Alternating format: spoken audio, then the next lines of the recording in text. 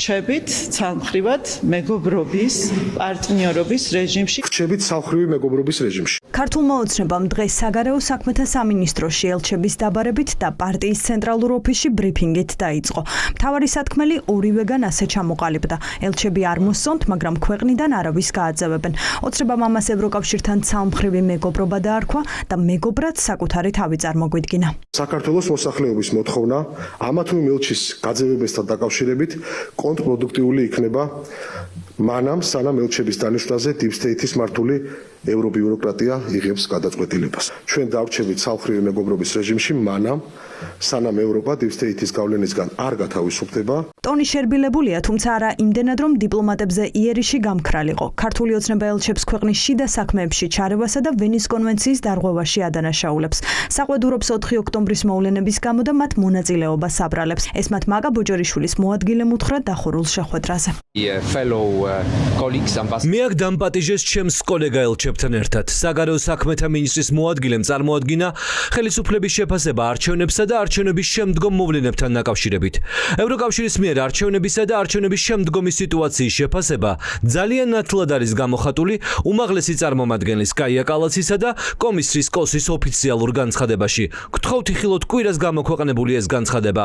მე სხვა დამატებით კომენტარის გაკეთება არ შემიძლია. პაվել ჰერჩინსკი ევროკავშირის უმაღლესი წარმომადგენლების განცხადებაზე მიგვითითებს, სადაც კაია კალასი და მარტა კოსი 4 ოქტომბრის მოვლენებს აფასებენ.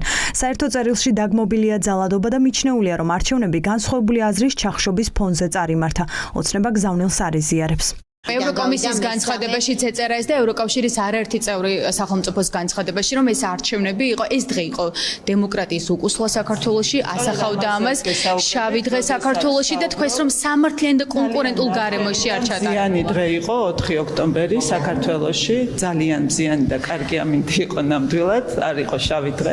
პოლიტიკურადაც მზიანი იყო. პოლიტიკურადაც მზიანი ამინდი იყო საქართველოში მაგ დღეს. ის განცხადებები, რომელიც ჩვენ კონკრეტული პირებისგან მოვისმინეთ და რომელიც რამდენიმე ქვეყნის მიერ იყო გაზიარებული, არასწორად ასახავს ქვეყანაში. გამოდის რომ საყვედურისთვის დაიბარეთ ელჩები, ხომ? უსაყვედურეთ ამის გამო. ელჩები საყვედურისთვის არ დაგვიბარებია, ელჩები დავიბარეთ იმისთვის, რომ მიგვეწოდებინა ობიექტური ინფორმაცია. ის რომ ელჩებს არ გააძევებენ სიახლე არ არის, თუმცა სიახლეა ოცნების სტრატეგიაში, დაპირისპირების ნაცვლად აჩვენონ ურთიერთობის სურვილი და თან საკუთარი პოლიტიკის ცვლილების გარეშე. ოპოზიციას ასე გადატვირთვის ნაკლებად სჯერა, მით უფრო იმის გამო, რომ ურთიერთობა ივანიშვილის პარტიამ ამ დონემდე თავად განზრახ მიიყვანა.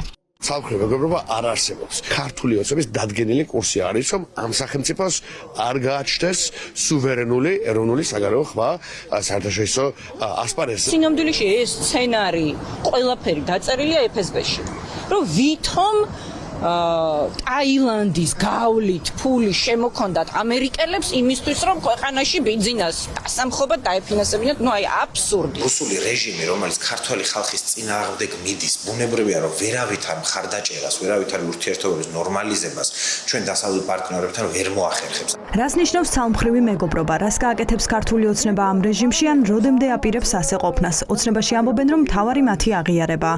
მას შემდეგ რაც ივანიშვილის პარტიას ქვეყნის ლეგიტიმურ ხელისუფლებად მიიჩნევენ და მასთან პოლიტიკურ კონტაქტებს აღადგენენ, ურთიერთობაც აღდგება.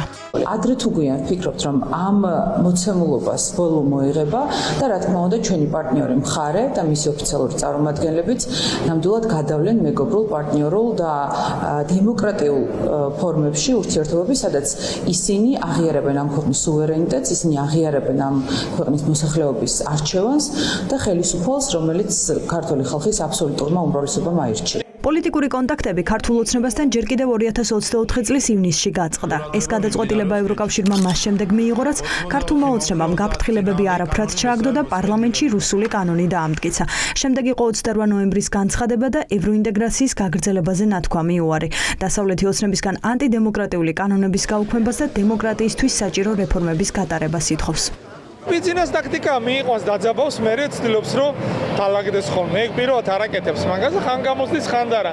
ამჯერზე არ გამოვა, აფერი გასაკვირი არ არის მაგაში. წითელ ხაზებს გადაცდა.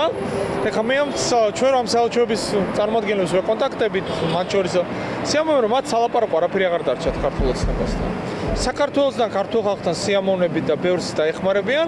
ქართული ოცნება მათთვის არის უკვე აბსოლუტურად მიუღებელი. არც პარტნიორობა გამოამატთან და არც არაფერი. ფაქტია, რომ ივანიშვილის პარტიას ურთიერთობის დაალაგების მცდელობა აქვს, თუმცა ამისთვის არაფერს გააკეთებს. საინტერესოა ისიც, რომ ოცნების დღევანდელ მცდელობას წინ უძღოდა სახელმწიფო დეპარტამენტის მიერ საქართველოს ელჩის დაბარება და საყვედური ოცნების დეზინფორმაციის გამო. რა უთხრეს თამარ ტალიაშვილს, შტატებში ცნობილი არ არის.